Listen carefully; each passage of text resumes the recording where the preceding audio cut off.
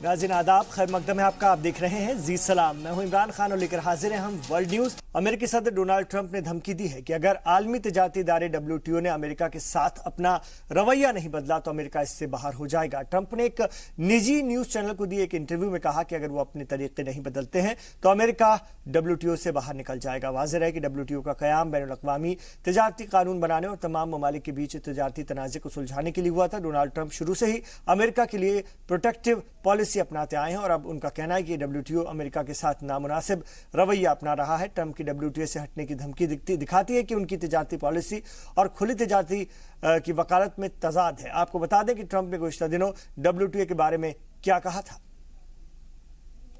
WTO's treated the United States very badly, and I hope they change their ways. They have been treating us very badly for many, many years, and that's why we were at a big disadvantage with the WTO.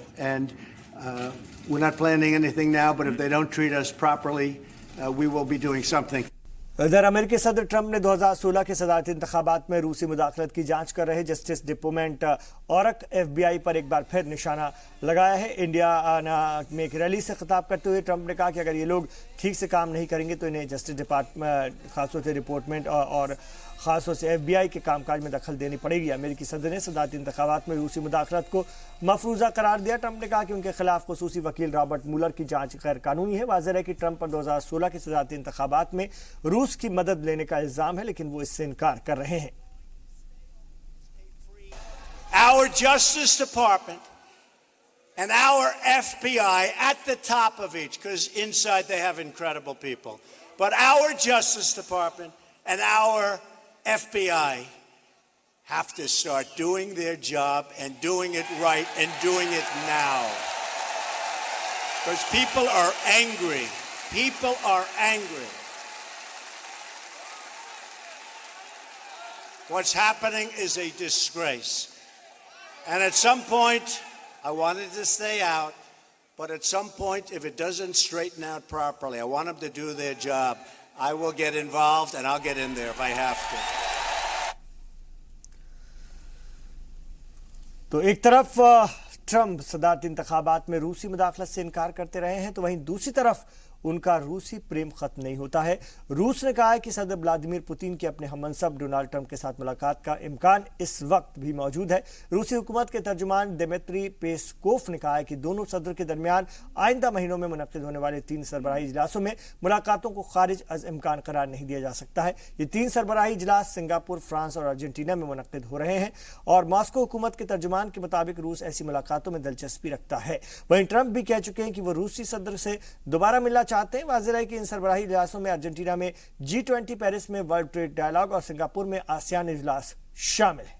तुर्की के सदर Tayyab Erdogan ने एक बार फिर America को निशाना बनाया है और नए फौजी अफसरों की पासिंग आउट परेड से खिताब करते हुए अर्दोगान ने कहा कि अमेरिका एक दहशतगर्द को बचाने के लिए तुर्की की मईशत के साथ खेल रहा है, लेकिन उनकी सरकार ऐसा होने नहीं देगी। तुर्की सदर ने कहा कि उनकी हुकूमत हर वो कदम उठा रही जिसके करेंसी मजबूत हो। आपको बता दें कि अमेरिकी पादरी एंड्रू ब्रुनसन को जेर हिरासत रखने के मामले में अमेरिका ने तुर्की पर सख्त पाबंदी लगा दी है, जिसकी वजह से उसकी करेंसी में गिरावट दर्ज की जा रही है, लेकिन पिछले कुछ दिनों में लीरा की कदर में बेहतरी के आसार पैदा हुए।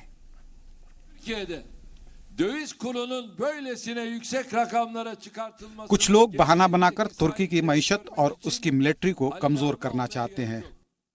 इस बात को समझने में किसी को दिक्कत नहीं होनी चाहिए कि फॉरेन एक्सचेंज रेट के खेल के पीछे किसका हाथ है। हम अपनी मईशत के बारे में ज्यादा जानते हैं। जल्द ही हालात बेहतर हो जाएंगे।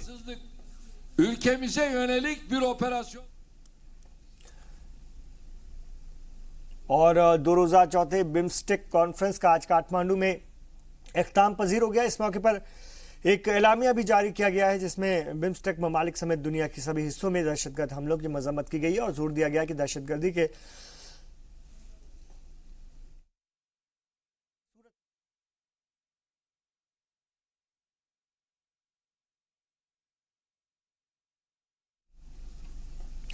तो इस बैठक में जोर दिया गया है कि दहशतगर्दी को किसी भी सूरत में जायज नहीं ठहराया जा सकता। बिम्स्टेक कॉन्फ्रेंस में पीएम नरेंद्र मोदी समेत दीगर मुल्कों से सरबराह पहुंचे हुए थे और सभी ममलकत के जरिए रजामंदी से यह कबूल किया गया कि एलामिया में दहशतगर्दी के खिलाफ लड़ाई में न सिर्फ दहशतगर्द तंजीमों और नेटवर्कों को निशाना बनाना चाहिए, बल्कि इस बुराई को बढ़ावा और हिमायत देने वाले या रकम मुहैया कराने वाले लोगों पर भी सख्त कदम उठाया जाना चाहिए।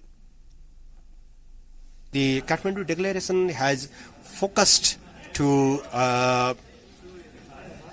concentrate our efforts to alleviate the poverty, to address the adverse effects of the climate changes, to accelerate our efforts to make the vibrant connectivity between the member states. So I think it will be a real benchmark for the effectiveness of the BIMSTEC.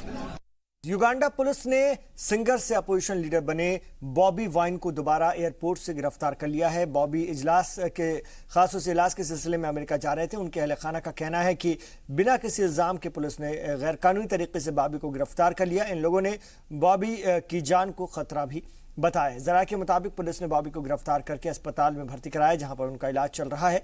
Uganda opposition leader के वकील ने कहा है कि उन्हें सरकारी इलाज पर भरोसा नहीं है और वो बॉबी का इलाज किसी निजी अस्पताल में कराना चाहते हैं, लेकिन पुलिस ने इन इल्जामात और मुतालबात को खारिज कर दिया है। वाज़ेह है कि गुज़िश्ता दिनों बॉबी वाइन को सदर योवेरी मुसेविनी के खिलाफ एहतजाज करने और उनकी गाड़ी पर पथराव करने के इल्जाम में गिरफ्तार किया गया था, लेकिन बाद में उन्हें कोर्ट से जमानत मिल गई थी। बॉबी इन तमाम इल्जामात को झूठा और बेबुनियाद करार देते हैं। उनका कहना है कि सदर को खासतौर से सियासी सरगर्मियों से खतरा पैदा हो गया है, इसलिए बदले की कार्रवाई के तहत ये सब हो रहा है। Authorities to make sure that they attend to a doctor quickly of their choice. You cannot treat somebody against their consent. They have not reported anywhere or to any hospital that they needed treatment. So we think what is happening is irregular. We hope that sense will prevail.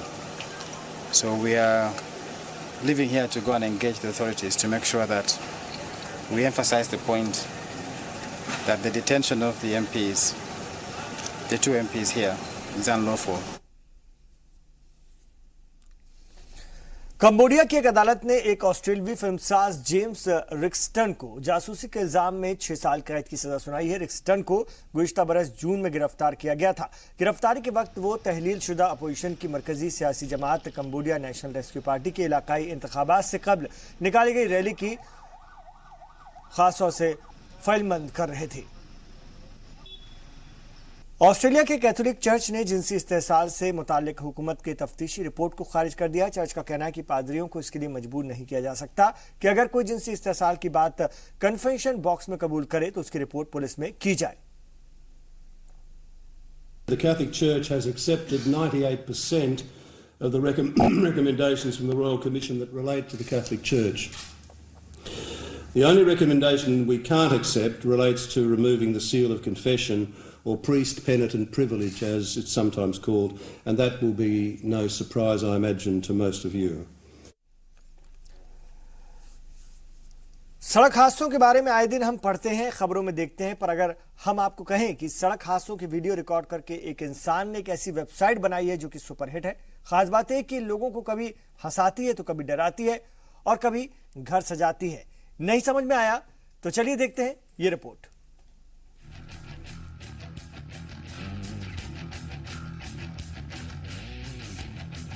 अरे अरे जरा संभल कर चलिए, किसी ने सही ही कहा है, सावधानी हटी और दुर्घटना घटी।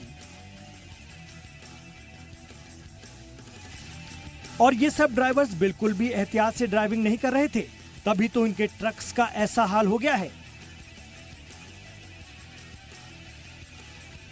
ये ब्रिज है अमेरिका की एक स्टेट नॉर्थ कैरोलिना में, और इस ब्रिज की ऊंचाई को लेकर सड़क पर लोगों को अलर्ट करने के लिए जगह जगह साइन बोर्ड भी लगे हुए हैं, पर लोग हैं कि देखकर कुछ भी नहीं समझते और मुसीबत सर ले लेते हैं। अब जरा इन जनाब से मिलिए।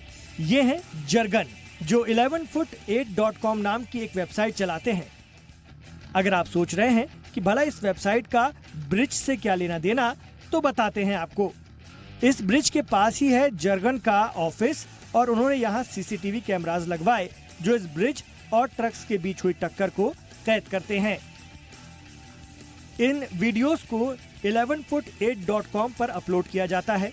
अब चाहे इन्हें अपलोड लोगों को हंसाने के लिए किया जाता हो या डराने के लिए, एक बात तो साफ है कि आपको सड़क पर ध्यान देकर ही ट्रक चलाना चाहिए।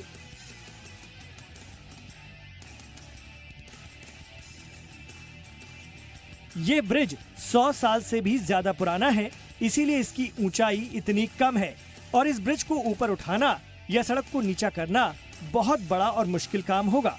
इसलिए जगह जगह साइन लगाकर लोगों को अलर्ट किया जाता है और 11foot8.com भी अपने वीडियोस से लोगों को अवेयर करने की कोशिश करता है। तभी तो इनके वीडियोस पर व्यूज धड़ल्ले से बढ़ते हैं।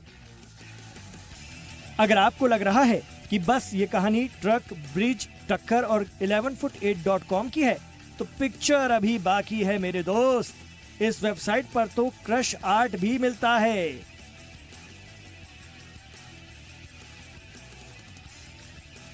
यानी वो सामान जो क्रश के बाद अजब हाल में बचा। एक्सीडेंट्स के बाद ट्रक के क्रश्ड हिस्सों को यहाँ पर बेचा जाता है ना ये कुछ ऐसा जिसके बारे में आपने पहले कभी ना सुना ना देखा। वैसे इस दुनिया में भी कमाल के लोग हैं। ट्रक एक्सीडेंट्स और ब्रिज के दम पर कोई वेबसाइट बना ले और उस पर चीजों की सेल भी करे, तो है ना ये आइडिया एकदम कमाल का। ब्यूरो रिपोर्ट, जी मीडिया। तो नाज़रीन, इस बुलेटिन में अभी इतना ही, लेकिन जी सलाम पर खबरों का ये सफर जारी है। आप रहिए जी सलाम के साथ।